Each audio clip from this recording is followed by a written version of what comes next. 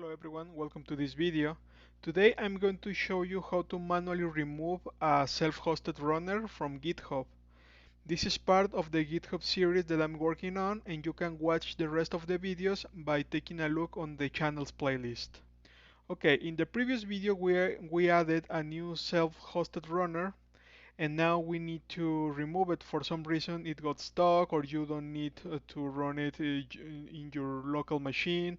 You got a server and you need to migrate your workflows over there, and etc. You need to delete your previous runner. And how can you do that? You need to go to the settings, you need to go to actions and then runners. As you can see here, I have my runner online. You can click on the name, and then here there is a button to remove it. It will pop up with some instructions. You need to copy this because it has a token, and as you remember from the previous video, you will use the config.sh to configure the new runner or to remove it.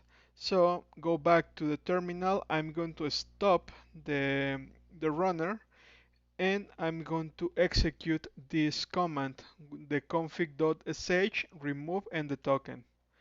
Now it's removing my runner. If I go back to here, as you can see, there are no runners at the moment, so it's being deleted successfully. Okay, this is how you can delete your self-hosted runners from GitHub. Please subscribe to the channel and let me know your comments. Thanks.